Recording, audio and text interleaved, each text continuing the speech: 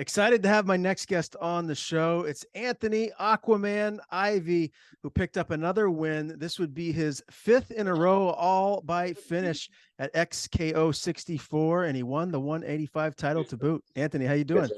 Good, brother. Good. Just chilling with the family. Get a little chance to chill with the kids and everything else.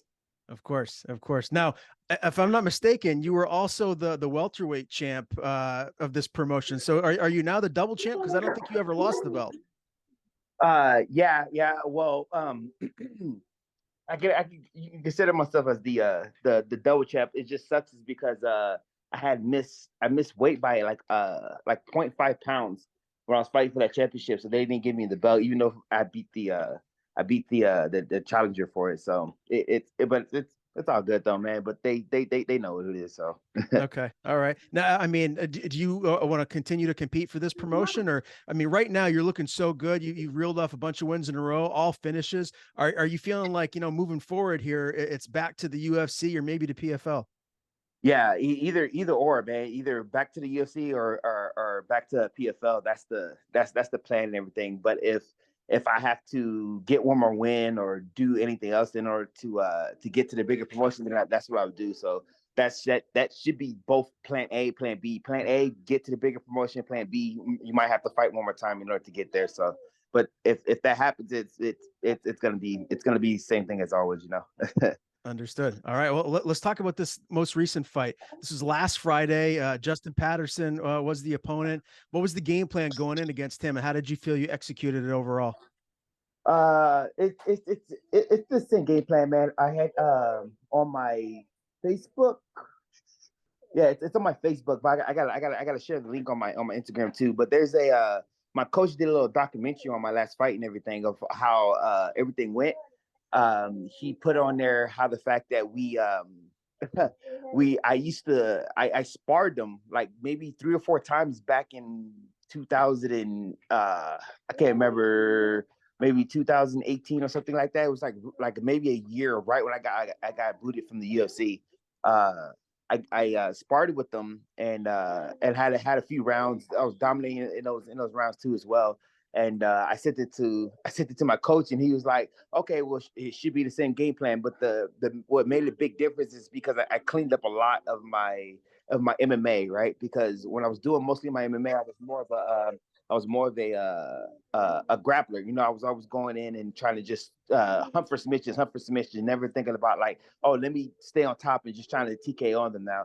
So ever since I started doing training at War, that was always that was the big fix for it. So Gotcha. All right. I mean, War, there's so many great training partners to help you evolve. 5 wins in a row. How much better are you now than when we saw you in the UFC last?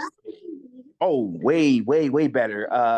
The confidence, the it's like the confidence, the game planning, the actually knowing how to fight instead of just going there and just like kind of like survive. Because I think that's what was the big mistake that I went in there when I was fighting in the bigger show. It was more in there just like, okay, I just gotta survive, because at the time and point I didn't have the training partners. I didn't have the I had one good coach, but he had a full-time job, so it was kind of hard for him just to come out there and give us the looks that we needed. Now I'm with coaches that are they actually this is their job. You know what I'm saying? This is their full-time job and everything. So it's a big improvement, and every other week, every week, apologize. We're always improving. So When you're in the middle of camp, who are the main training partners that you're normally getting most of your working with at War? oh man. So it's most likely I want to cap is Trevin Giles, Zach Reese, Bruce Whitehead, Derek Ajay, and those are the main ones I can bring up on top of my head. But there's other guys that I spar with that are in that I can say those because those guys are in my weight classes. But there's other guys that I train with sometimes when we're drilling and doing everything else that are on the way coming up and everything else. But those four are my main training partners. And how heavy do you get nowadays? Is it harder for you to cut weight to get down to fight at certain weight classes, or is it still pretty easy for you? It's pretty. It's a few. The last. It's always like that with me when I cut to 170. The last 3 pounds is always the toughest, man, because you kind of like already you're kind of like already drained and stuff, and you're trying to just squeeze out that little water. But these the weight cuts are not difficult. And then I walk back in the cage. Now, when I fought in the UFC and try to come up, I used to walk in the cage about like 190, like really low 190s. Now I'm walking in there close to the like over 200, 205 and stuff, man. So I pick up a lot of weight going back up to my walking around weight. Okay, yeah, that makes sense. You know, one of the questions I wanted to ask you, Anthony, that I'm really curious about your answer. After you were cut from the UFC, you lost 3 fights in a row. What was that like mentally to just stay the course, to not kind of lose your mind, so to speak, and to get back to where you're at now? Because I can't imagine it would have been terribly easy in that moment. Yeah, it was. Ooh, it's so many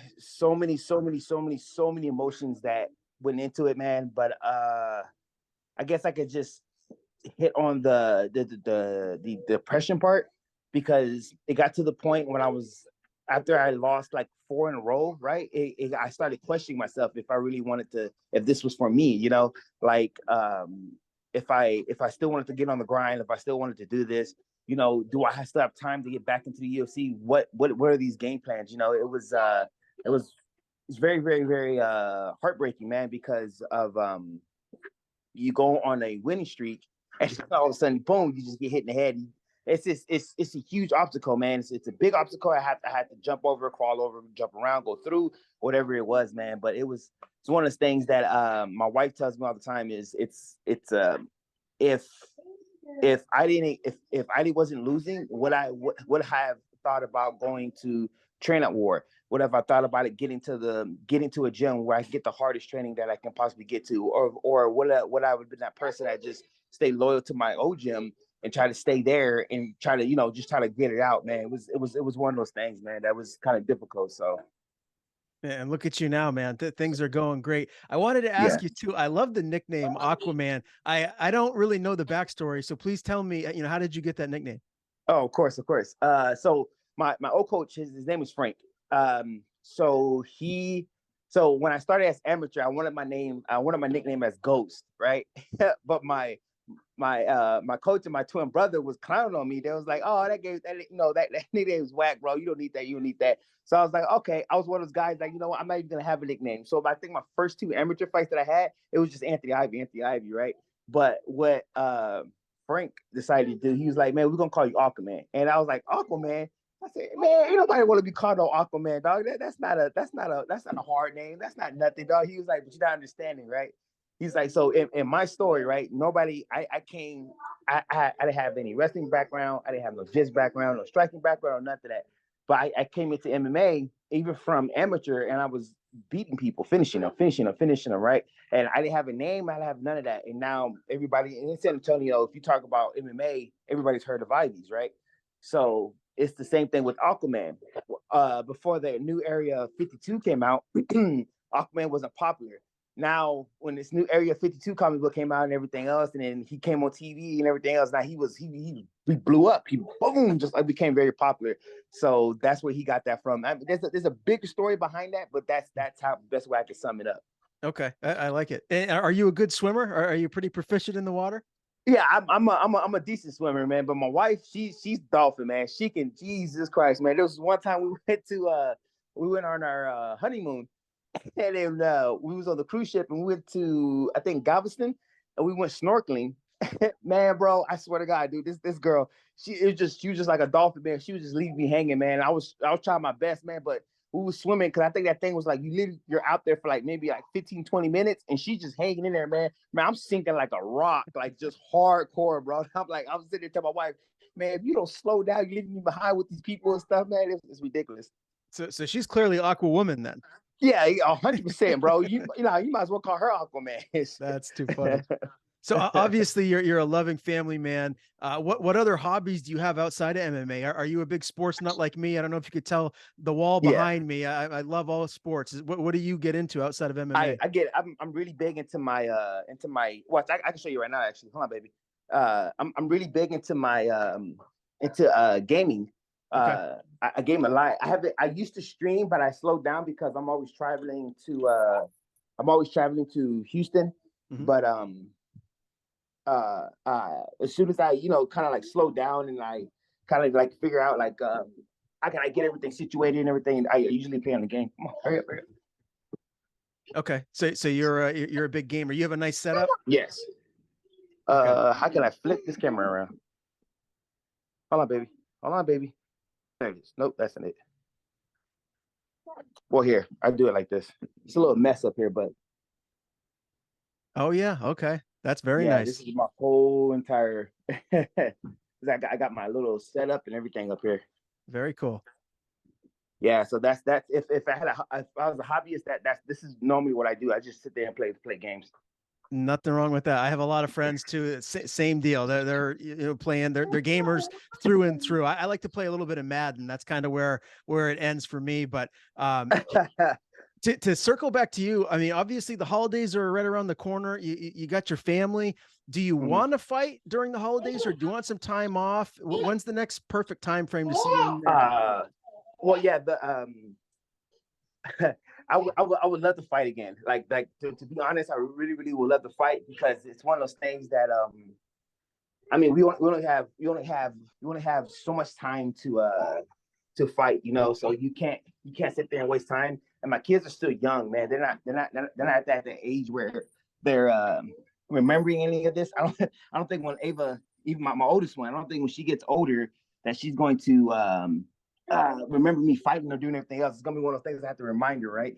So, but it's one of the things I have to do, and I just had to take as much advantages as I can for fighting, just to get to my big goal, which is get back in the UFC, just get back into the bigger promotion. So if it came to the holidays and I had to fight, I'll do it. All right. And obviously you have one of the best management companies in the world.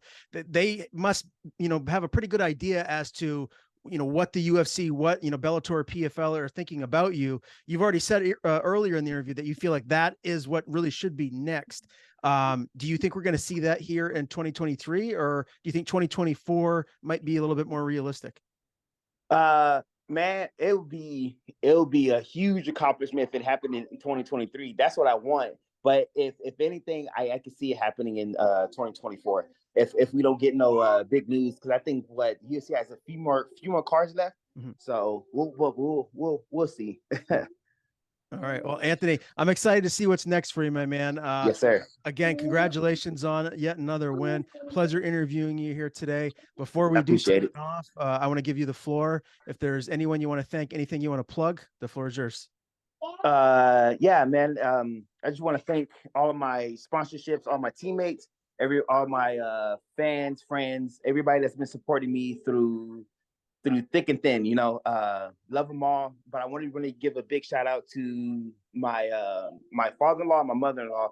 Without them, they wouldn't be without them, man, I wouldn't be able to do half the stuff, man. They're the ones that help me take care of my kids. And then if we're falling short or anything, they're always coming through and helping us out, So I just really want to give a shout out to them, and let that be known, especially with my father-in-law. He's the one that's helped us, gives me gas money, for me to make it out to Houston and everything. So I really want to give a shout out to them.